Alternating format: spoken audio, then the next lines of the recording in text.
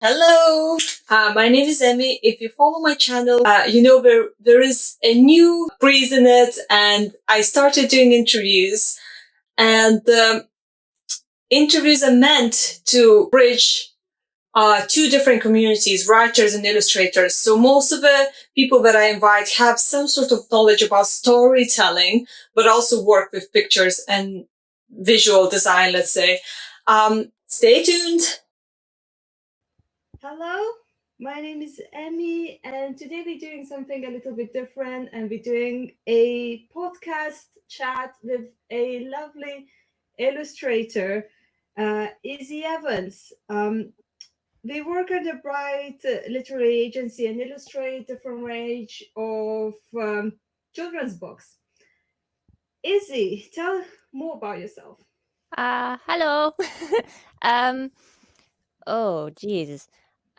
Yeah, so I'm an illustrator. I do mostly books for young children, sort of middle grade books. I've been doing this for since about 2017 on and off, I guess. And yeah. I like drawing, I like plants. That's about it, I think. Brilliant. And you say since about 2017, how did you get into publishing and how did you get into drawing? Oh, well, it's sort of the classic introvert artist origin story, I guess. I'm an only child, and I was a pretty awkward kid. Didn't have many friends, and so growing up, stories were sort of how I dealt with things. And I suppose it was kind of natural that after a while I'd be like, well, somebody had to draw and write these, so why can't I? And I was lucky enough that my parents were really supportive and they just let me express myself however I wanted. So it was never an issue. And I suppose I just sort of drifted into it from there, really. And you say your parents were very supportive in a sense when you started when you were a child then, do you feel? Oh yeah, yeah, yeah. I was drawing and doing stories and stuff before I could write practically. That's really nice. Do you remember any of the stories from the childhood? Ones that I did or ones that I read? Yeah. Yeah. Just both of them? Ones that you drawn for. Anything. Oh, Yeah, go ahead. um, I used to do like strip cartoons. Um, I Yeah. grew up on the Beano comics. I don't know if you remember Oh them no. or if you had them. No. No, Ah, but well, that's fine. A lot of people start with comics and cartoons, isn't it? yeah. Well, anyway, my dad used to buy me the Beano comics from Waitrose every Mm. week, and so I used to sit and read them, and so I used to do my own versions of that. I had one that was about a bunch of like heavy metal pandas in like a rock band, and they had like a whole sort of it was like their backstage shenanigans. It was all very This Is Spinal Tap. I don't. I feel I had like a this weird. could be a great story even now. I Who wouldn't know, love thank you. pandas in the rock band? That sounds Yeah. brilliant. I had another one that was a sort of Monty Python-esque sort of comedy Yeah, series about a bunch of monks in an abbey. I have no I idea why. I had a very strange imagination as a kid. I want to say I have checked out your Tumblr and what you have under your agency page as well, and I found the pictures very very imaginative, and that's what really drawn me. So I discovered yourself because I really love the picture of the. You probably will know when I say about it of a mermaid Selkie surrounded by seals. Uh, Oh, yeah. Oh, I yeah. found it very cute and lovely, Oh, and yeah. and also because mermaids approaching, it's something Yes. Yeah, well, was an I actually did that for Mermaid, oh god, 3 or 4 years back. But, yeah, yeah. I'm so glad you like it. That's so nice. That's really how I discovered yourself. And then obviously, looking through the other images on your Tumblr, I'm really interested on one particular thing. I saw something that looks like a comic, but I couldn't find that one anywhere. It's called like Even Light, I believe. Oh, that. Yeah. That was a sort of a style test that I did. I just wanted to, because in my spare time I just doodle characters Yeah, and things, and sometimes I come up with characters and I'm like, oh, I wonder what the story is for those people. And so I was just sort of imagining what a comic would look like if it starred those particular characters. I mean, I haven't written anything. There's not really a story other than just I vague see. ideas in my head. But When I saw it, it was something that I thought I would definitely read that. And also one of the character designs had like capybara in it. I oh think yeah, you might not even remember now, yeah, probably.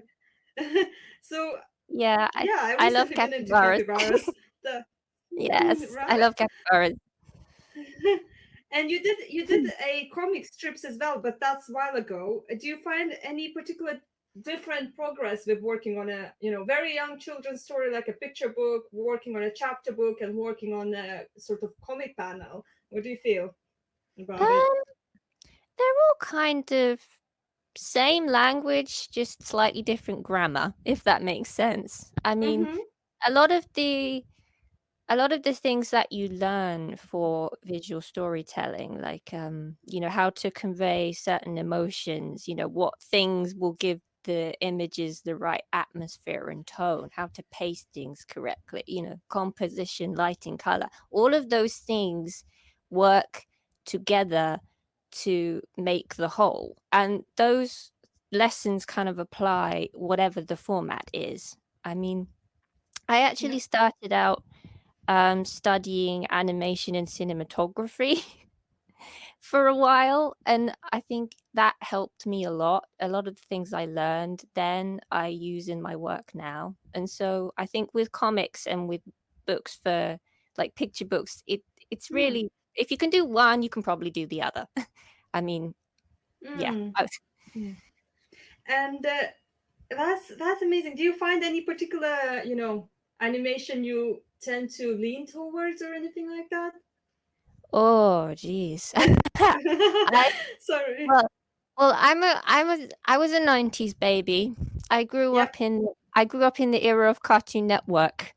And I see. so I had a lot of, I grew up on the Powerpuff Girls Yeah, and the first Pokemon and, yeah, Cat Dog, SpongeBob SquarePants. But yeah, then it was kind of an interesting time to be a kid because there was a lot of Japanese sort of anime and things suddenly yeah, becoming popular. So a lot of that crossed over as well. So I had all of the Studio Ghibli movies and yeah, things, and you put all that in a pot and shake it, and yeah. you get my work sometimes. I feel the same. So I write children's books, and yeah, definitely all the same influences. I'm a 90s baby as well. Eh, All the same influences go into that pot. And eh. and in a sense of again, we spoke about speaking about your process. Do you think you start with like particular part? For example, do you start with a color palette? Do you start with a character design? Where do you think you start? Oh, um, well, if it's something I'm doing for myself, I sort of start with a theme, I guess. In it, it's sort of like, okay, do I want to tell a story where the theme is it's okay to be different, or about, finding the balance between hard work and taking care of yourself? Mm, Just this sort of the sounds a bit deep, but like the things that in my day-to-day life I struggle with. And then I think, okay, if I was to try and explain this to somebody else, how would I do it? How could I do that with characters? And how could I do that with a story? And then I'll just sort of draw the characters and then come up with a world for them to live in. And then uh all of the color mm. palette and stuff comes afterwards. But I take a lot of inspiration too from other people's work. So sometimes I'll be just scrolling through Pinterest or whatever, and I'll see a picture and it'll have the exact right vibe, and I'll just look at it and I'm like, yes, this is what I want. And so I'll just sort of take Absolutely. the best bits of it and use that. So you really like would say you start, like you say, the team is more like the vibe, Yeah, isn't it? yeah. I kind of You I start with start with the like, vibe at the core of everything is sort of what vibe you yeah, want to get. yeah, the vibe, the Is that sort of the overall theme, the message that I want to give to people. And obviously, if I'm illustrating somebody else's work, then it's already written, so I don't have to come up with that myself. But the root of it is the same. And when you illustrate someone else's work, how much do you need to sort of familiarize with it? Do you need to read the entire book, let's say, or do you start with just speaking with the client? How the process goes there? It varies quite a lot. Some publishers are how to put it, they're more prepared than others. Mm-hmm. um, and some of them give me more leeway than others. It does quite depend.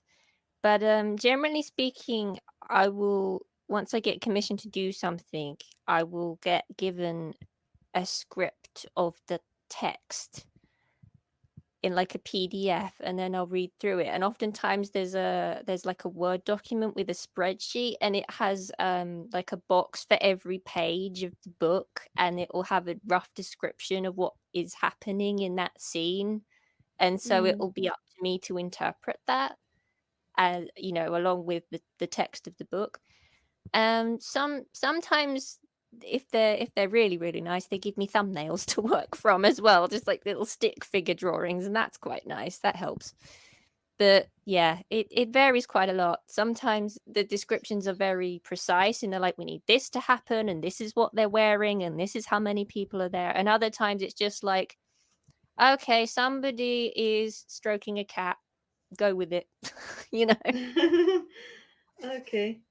And I personally, like I say, found that your illustrations are they quite different in the style. It depends what you're working on, I think. But also yeah. they quite deep in the layers and background and like very detailed, let's say. So I find ah it's really really impressive. For me, it's really impressive and definitely the style that I like. Um, in a sense of going back to working with clients, do you have do you have any sort of like a do you bring like a portfolio when you try to find new clients or anything like that to them? um Well, with regards to finding clients, I cannot give any good advice because I really Mhm. suck at it. And that's why I have an agent. The agency handles all of the marketing things and trying to find me work because I'm just terrible. I'm not good at putting myself out there at all. Just don't do what I do, please. No, But not yeah, people like myself also need an agent. I'm not great at marketing yes, myself. yes. um but that's why we're doing this sort of chat, because I'm trying to bridge writers and illustrators sort of and different communities, let's say, and I'm trying to invite people who worked with books and done drawing side of things. Mm. So maybe that will help. It's a very Maybe, small channel though. maybe. I mean, I think that to do anything, you do need a portfolio. You do. Yeah, That's kind of a necessity, or at the very least, social media or like Instagram or something, where you post fairly regularly, so you could get regular followers and get your work seen. And yeah, it's terrifying, but it's necessary. yeah. The other thing I think is publishing, it's a very trend dominated industry. I did not realize this going in. I thought, oh, I'll just do whatever I want and someone will like it enough to pay me. And it's no, it doesn't work like that. You really have to focus in on exact demographic that you want to target and then make sure that your work fits with what's already in that market. That's why, as you noticed, my work looks quite different depending on who I'm aiming it at. My personal work and my professional work for sort of young children, it doesn't really look that similar. I mean, I would hope it kind of does, but because what what clients want and what I want to draw are not always the same. So you have to make compromises sometimes. I mean, both of them were gorgeous because the mermaid, for example, that I mentioned, wasn't a client work, as well as the comic that I mentioned. So you have a lot of gorgeous work, and Thank I you. secretly, I'm definitely encouraging you to try and write your own story for that comic. Oh, don't worry, I'm working on it. Don't worry. I've been pitching my own comics and things on and off for a fair few years, and I just haven't had any luck yet. But I'm not giving up. Don't worry. We speaking about agents and clients and all that. How did you find your agent? How did that started? Oh, I was very lucky. I it was kind of a being in the right place at the right time sort of situation. I I graduated from university and my school had a stand at the New Designers Show in London. It's like a big expo for all of the arts graduates that they have in London every year. And so my work got shown there, and of course loads of industry people come in, and it just so happened some people from the agency saw my work and were like, ah, yes, we need you. And I didn't really think much of it at the time because I had other things going on. But a few years later, when I was struggling to find work, I remembered them and I just sort of emailed them on the off chance they were still interested. And they were like, oh, yeah, yeah, we are. And there was a bit of back and forth. And eventually I got signed, which was very lucky. And I'm eternally grateful because they really got me out of a pit there. Yeah. I sometimes find that, looking for illustrators among students, and they might be using yourself as like their graduation work. Imagine that illustrating a book is like a big work. It could potentially be a graduation work, isn't it? A project, Indeed. Indeed. right? Yes. I feel like Yes. people should use that, should really find the connections that way. Oh, Um, yes. And um, another thing yeah. is to recommend. Sorry to interrupt. No? Another thing that helped that I forgot to mention was that I entered just a whole butt ton of competitions. Like there were a lot of competitions that are only open if you are a registered student, and so I just entered all of the ones that came up while I still could, and I was lucky enough to win a couple of them, and I think that helped as well because it did sort of get my name known amongst the people that are important. There were a couple of articles written about me in some like trade papers and stuff, so I think that helped a lot too. But yeah, it's a horrible mix of just blind luck and just having faith enough in your own work to put yourself out there in the first place. It's kind of awful, but it has to be done if you want to get somewhere. It's really well done. I imagine how scary it is to be a student and sort of stumble around trying to get out into the public, really, isn't it? Yeesh, Um, yeah. and I feel like you probably get, I know that a lot of illustrators get these questions from students, how to start, what to do, how to Mm, present yourself, sort of thing. And that's really why we're talking about it, because I think mm. there's a big, big, big illustrator population on YouTube to listen to this. Oh, sure. Um, Yeah. No, yeah. I can well remember my salad days, and if there's anything I can do to ease the burden of people who are in a similar situation, I'm more than happy to try and help with my modest knowledge. Yeah, you done really really well. And um, do you have anything you're working on at the moment? Um, I've got a couple of projects coming up. I'm not sure how much about them I can say, but I've got one picture book for an English publisher. I think they're called lantana. I apologize Mm-hmm. if I got that wrong, but I think that's what they're called. Um, and I've got another one for some people over in France, which is very fun. So yeah. Mm. Yeah.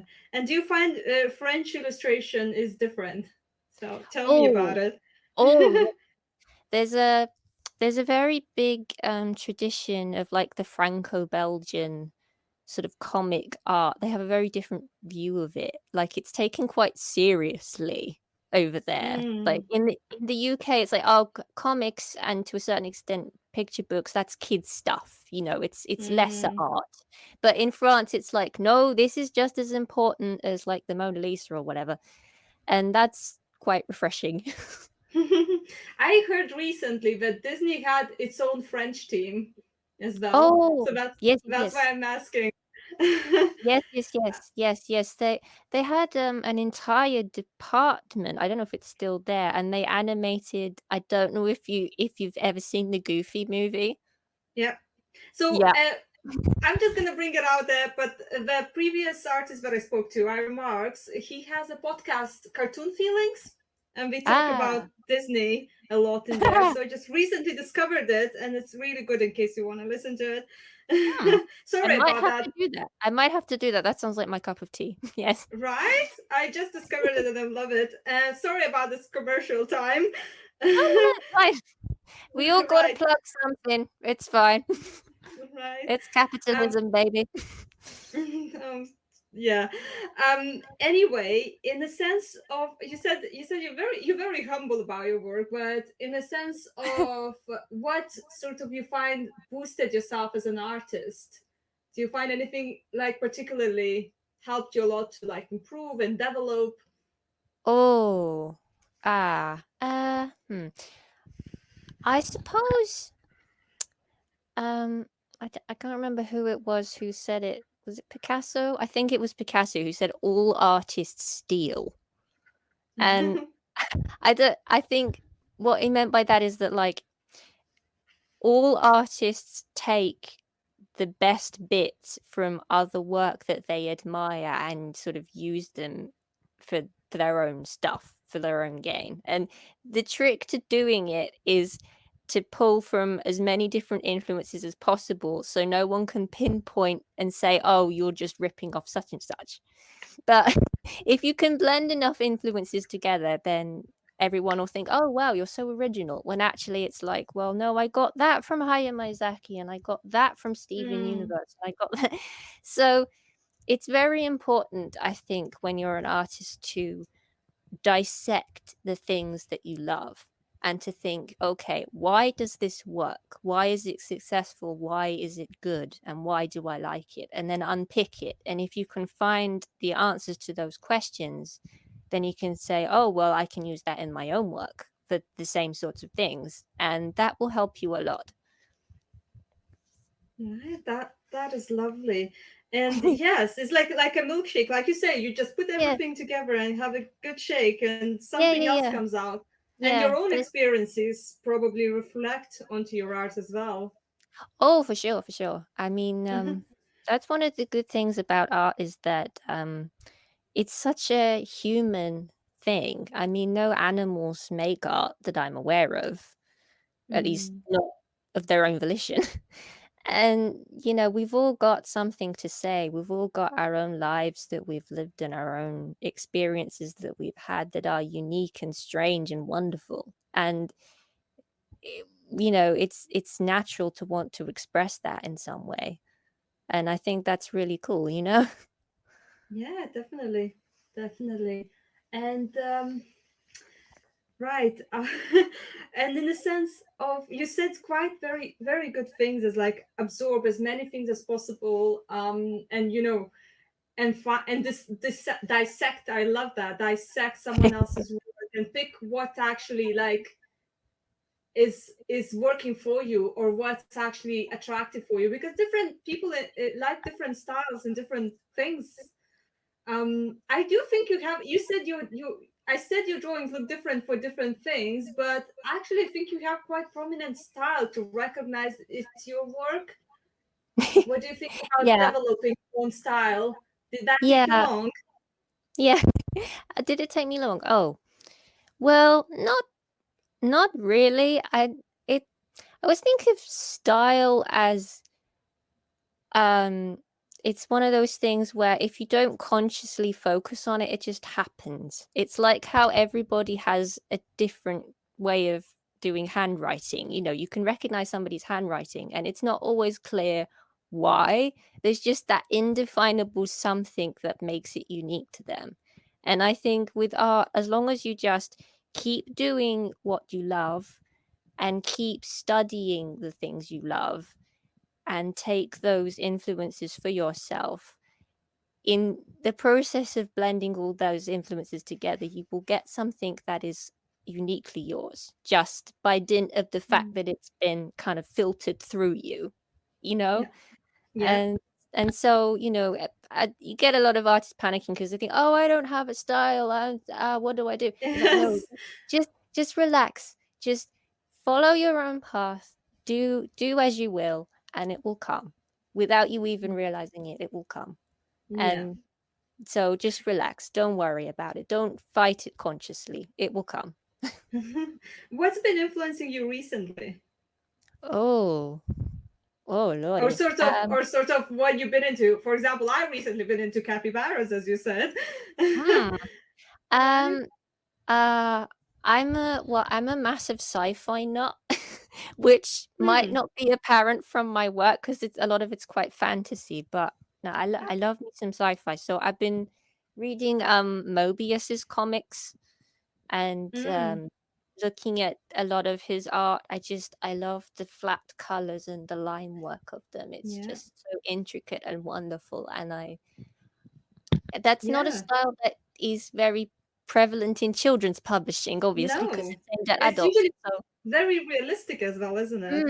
so in my personal time, I've just been futzing around with that, trying to do some things. I've been working on a sci-fi story for a while, so I've just been chipping away at it, trying to see if something good will come out of it. You never know. Sci-fi is really, really hard to sell, I would say. Yes, yes, I know. It is very annoying. It is Right? very annoying. But hey Yeah. ho. Yeah, but sometimes the stories that not necessarily have a niche at the moment, they find it. Sometimes Oh that yeah, yeah. happens, that you create a market around yourself. Um, Yeah. Well, I remember when Harry Potter came out, and before it came out, the sort of YA fantasy fiction, I mean, it was in the dirges. Nobody wanted to know. It mm, was it was, pulp mm, trash that was just written by the yard. Not to diss on Goosebumps or any of those, but like mm, that kind of thing. But then J.K. mm. Rowling was like, I'm gonna do this thing, and it just completely revolutionized. It created an entire genre, or sort of rebirthed the genre, as it were, and suddenly everyone's taking it seriously. I mean, that's a long shot. That's like a 1 in a million chance. But Yeah. if you can leverage yourself into that position, good for you, and I applaud you because well done. The similar situation is with the comics. They also been Mm. seen like not glorious at some point. They were just really like underground, let's say, Oh and yeah, yeah, then yeah.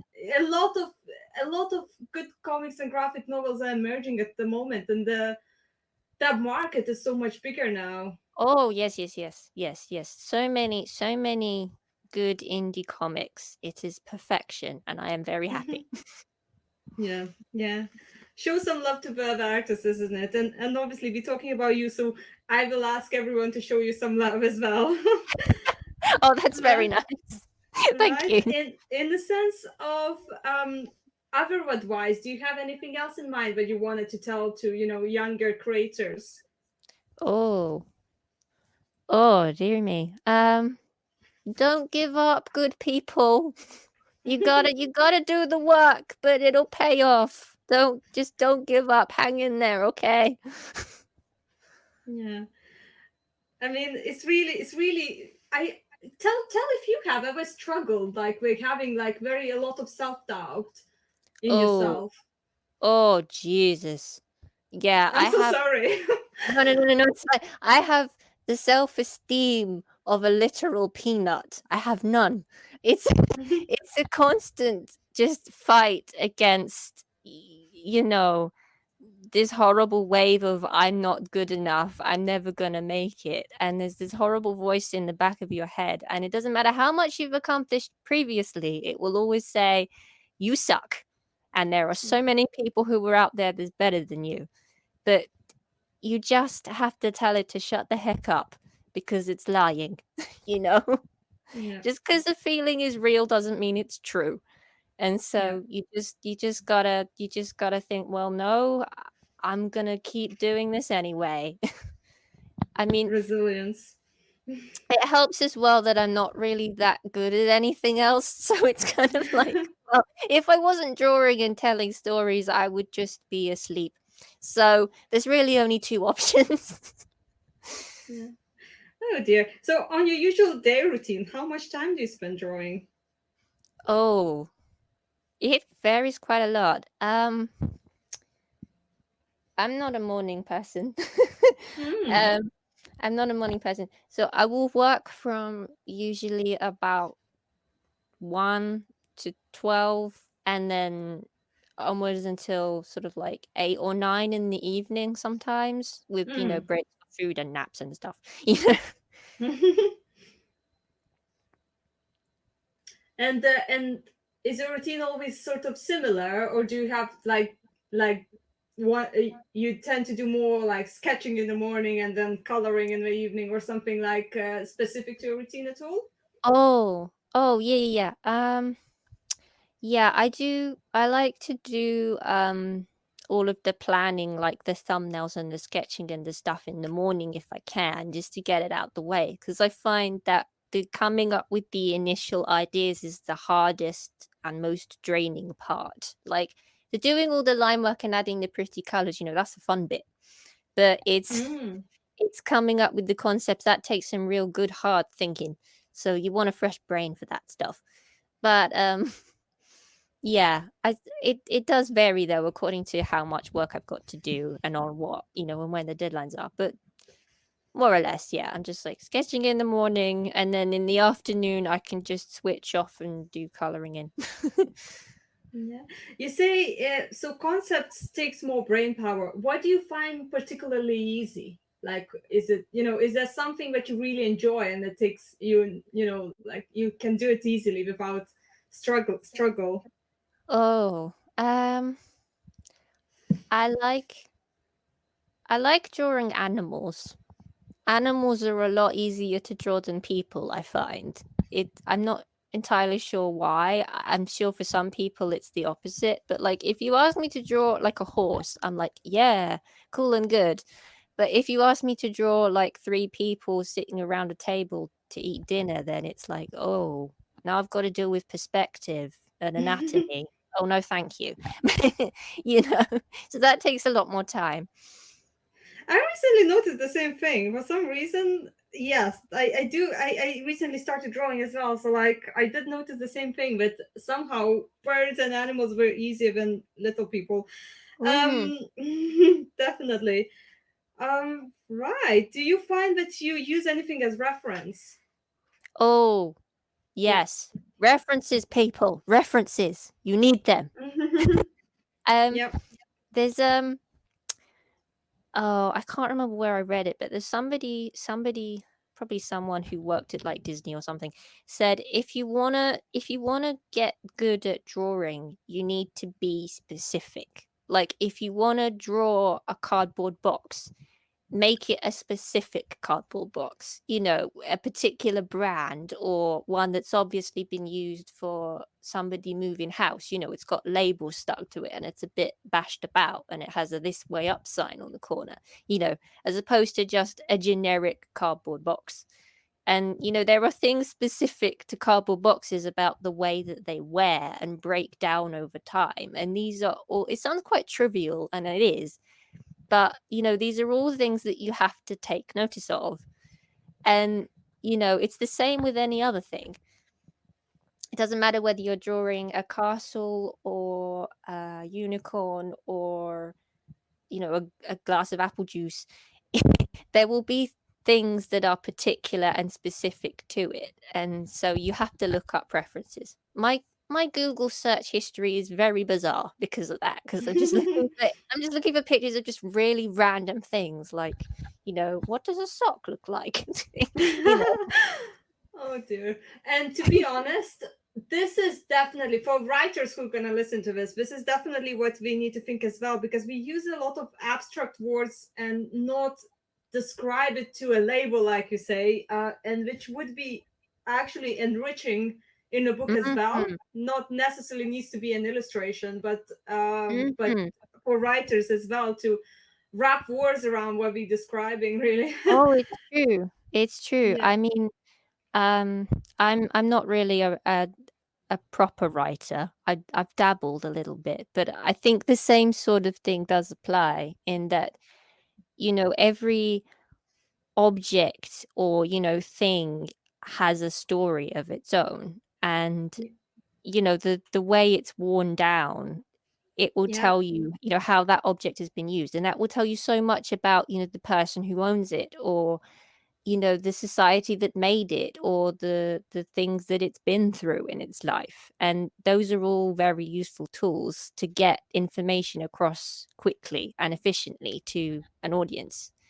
So yeah, if you can learn to do it, that's a good thing to do. Yeah, it's kind of one of my stories is about a little bit relating to the memories left in the things of the person, who passed away. But that's really, I know it exists more in the Asia, so believing that the older thing is, the more it has value because it has that sentimental value to it and the memories in it. Ah, Yeah, yes. Well, so we're getting into animism territory here. Yes, that's got a bit of the Shinto in it. Yes, indeed. That's also yes, very interesting. yeah, Shinto, exactly. That's coming into my mind from, but it can come hmm from different directions. hmm hmm Right. And in a sense of, you say you have a lot of references and you'd like to sketch. Do you have like sketch journals around yourself or anything like that? Oh, I have approximately 14 billion sketchbooks and they're all half finished. And most of them are full of nonsense, but that is okay. You know, um, one thing I think that helped is that I used to be very worried that my sketches looked pretty, because I was very conscious of the fact that, my teachers or potential clients or my friends might see them. But I had a brainwave one day and I was like, well, actually, nobody, I don't need to show these to anybody. These are just my workings out. This is just the rough sums before the answer to the equation. Nobody needs to know about this. So I can be as messy as I like and it doesn't matter. And that helps a lot. I mean, a lot of my sketches are quite ugly and they don't make any sense to anyone other than me. But that's okay because that's all they need to do. And if I need to show them to someone, I'll do a pretty version later. Mm. And do you end up ever going back to something old you sketched and using that, Oh, or like bringing it oh, all the back? time. Oh, all the time, all the time. I mean, I get so many ideas and there's so little time. Half the half the time it's like, oh well, I'm just gonna draw this out so I don't forget it, and then it might come in useful. And then 3 years later, I'm like, oh, I remember that thing. I could use it for such and such. So yeah, that's another good thing to do. Just keep a sketchbook and draw all your fun ideas in it. You never know when they might come in handy. I find that being an artist can be quite messy in a sense. Do you have a way to organize your sketchbooks and your, equipment? No, absolutely not. No, there's just no rhyme or reason to anything. I mean, some people really need that kind of structure and some people don't, but I've never been. I don't really organize anything. My computer's just a mess. No, none of the files are labeled. Don't do what I do. No. Is that then means that you mostly do digital drawings, really? um For final work, yes. I do a lot of sketching in pencils and stuff, but that's only for the very rough stage, just because I need the undo button. I need to know I can reverse my mistakes, which are many. Yeah, That's why I want to just ask. That's why I asked in case you have any other favorite media. Oh, I love a bit of line and wash. Yes. Hmm. I love pen and ink drawings. Hmm. Sketching in pencil or biro also is very nice. That's fun thing to do just to relax. Is to just I'm gonna draw a really complicated pencil drawing now. You know, Hmm. that's good stuff. Um, but yeah, watercolors also I used to do quite a bit of in years ago. Hmm. Although I stopped doing it just because it takes so long, and the Hmm. deadlines are too short these days to account for it. And also, clients want layered files that are editable, so Hmm. that's not really conducive to traditional art, which is a shame. Um, but yeah. Hmm. It's useful to know how to do it if you can. What was, in a sense of drawings, or any arts you've done? What was the longest project? How long it took? The longest one. Oh, ah, uh, I think probably comics and animations take the longest out of anything. I mean, to do a sort of 4-page mini comic takes like 5 times as long as doing a 12-page picture book, just by dint of the fact that there are more images crammed on the page. Like, when you think about it, a picture book only Hmm. has sort of 24 or so pictures in the entire thing, but a Hmm. comic has 24 pictures, over the span of 2 pages, and that's just 2 pages in the entire book. So it is not an efficient medium, no, but a fun one. Do you actually ever get by clients told how many pictures we want, like a limit or of pages or anything like that given to you? Oh, most of the time, yeah, they're quite specific. They'll say, "Oh, this is 12 pages long, and that will be approximately 24 illustrations, and there will be this many per page." Hmm. It's really quite exacting, and they'll have all of the dimensions, and it'll be like, you have to work within this space that we have marked off for you, and do not go over this line because then it will get cut off. You know, you have to be Okay. quite careful. It really sounds like very important to look into composition and in a sense Oh. how it's gonna stand in a page, is that right? Oh, yes. Yes, yes, yes, yes. Composition, yes. Very important. To the point that, like, when I'm doing personal work, if I can't think of a good composition for a particular image, I just won't do it. Because Mm. the success of an image I find really does live or die on its composition. You can make a really boring subject look interesting and vice versa just by how well the image is composed. So, if you Yeah. you can get away with fudging the colors and the anatomy and whatnot all you like, but if the overall composition of the image isn't good, then, well, you can't make a silk purse out of a sow's ear kind of a thing. Mm. Mm. Okay. Well, you told us so much about yourself. That was brilliant. Do you have a good way to, like, you said you do personal work and the client work. Do you have a good way to sort of pause, and you mentioned also self-care and sort of unwind from the client work? Um, I play a lot of video games. Yeah, that's Um, perfectly fine. yeah, just 'cause, at the end of the day, it's like I can't be creative anymore. My brain has turned No. to soup. I just wanna switch off and shoot some bad guys in a field. You know? I want to say that indie video games tend to be also very artistic, either very Oh, good yeah. in arts or in story. Oh, yeah, yeah, Um, yeah. I d yeah. ni 99.9% of all the games I own are indie games at the moment. Yeah. So yeah, definitely agree with that. So I said there's nothing bad with having video games. Or we do a lot of board games as well. Ah, yes, yes. The Right. old Dungeons& and Dragons, very fun. No, we do some other different ones really. I won't go into that because that's a whole new conversation we can open up. But yes, there are also indie, would say indie board games as well, and like there are Ah, some I have some I yeah, have go heard ahead. of them, but there's Yeah. not really anyone else in my house that plays that kind of stuff, so I don't have anybody to play with. Yeah. But if I Have did, I would definitely try it. Have you at all heard about there is a graphic novel called I'm so sorry about commercial time again. Called a Tea Dragon Society. Oh, yeah. I know it well. They have a card game Do they based on it. now? Yes. Hey. So we just want to Oh, say that's there are fun. all sorts of versions. They're very cute. So the Oh, cards are that's very fun. cute. Yes. Oh, that's fun. I had no idea. Sorry about commercial times. Oh, no, no, Um, no, no. No, it's fun. It's talk about good stuff. right, and we do own it, so that's why I thought I'll mention it. Mhm. Anyway, in a sense of we talked about you a lot about your client work, about your routine and everything. Mhm. I probably now gonna wrap up. So for the last sort of bit, do you want to give any more advices or any closing words? Oh, man. Um,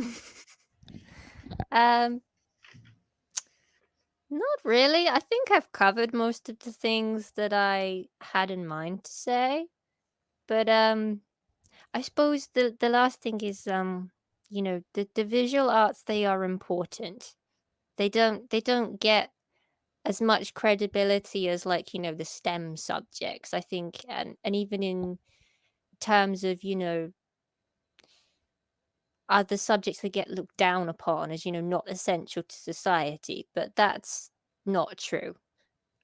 I mean, we were drawing well before we invented the wheel, and it's an important part of what makes us human. So, don't let anybody tell you that what you're doing is not important and that it's not worth your time.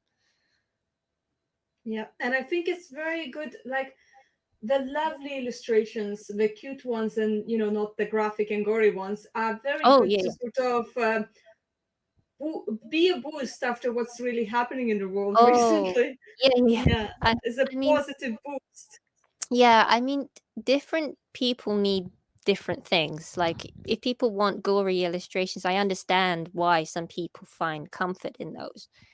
But for me personally, there's so much of that going on in the world already. I don't want to add any more to it. I want to give people a respite from it, you know? Very So, great word. Really good word.